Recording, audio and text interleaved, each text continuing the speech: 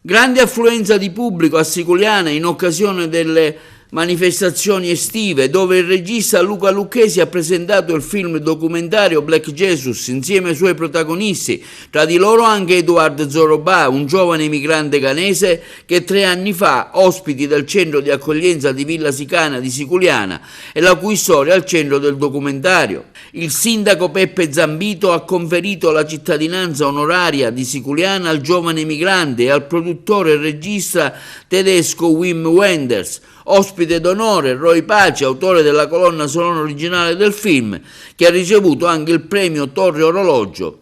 Nell'ambito dell'evento un videomessaggio è stato mandato dalla ministra per le pari opportunità Elena Bonetti, significativo l'intervento del prefetto di Agrigento Maria Rita Cocciufa. Il film racconta di Siculiana, di questo paese, e di Edouard, un ragazzo del Ghana arrivato qui nella struttura di Villa Sicana, e l'incontro con la nostra comunità.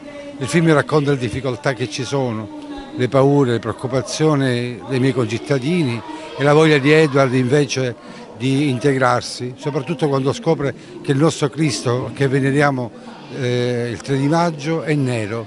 Questa scoperta lo porta a desiderare addirittura di far parte del comitato del crocifisso e di essere lui stesso un portatore, e lui il sogno lo realizza. È un film che è molto realista, dove il paese viene fuori per quello che è, anche con gli aspetti apparentemente molto negativi, però in realtà Edouard è la risposta, perché Edouard ha una domanda ben precisa, cioè che cosa desideri.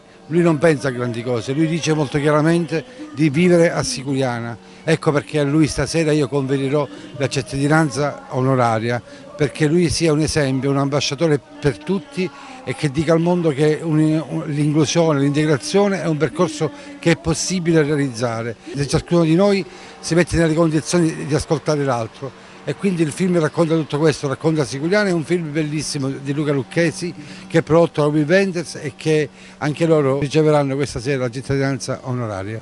Essere testimone di 2 anni della vita di questo paese, le tradizioni, le feste religiose, ma soprattutto quello che interessava a me è il vivere quotidiano tra una festa e l'altra.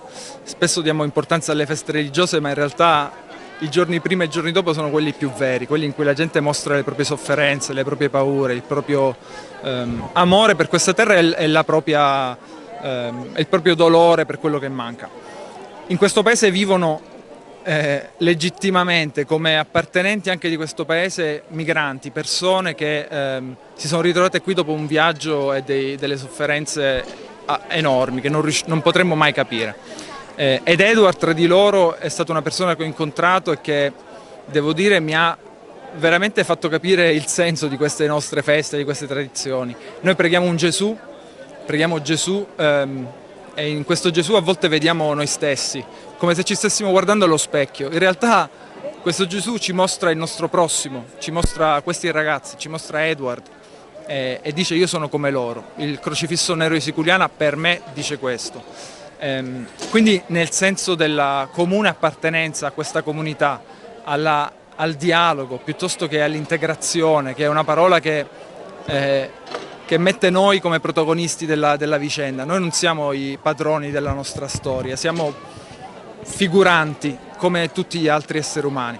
Piuttosto che integrare qualcuno dovremmo interagire con questa persona, dovremmo parlare, incontrarci e aprirci al dialogo. Questa è la cosa che ho imparato forse da questo mio film.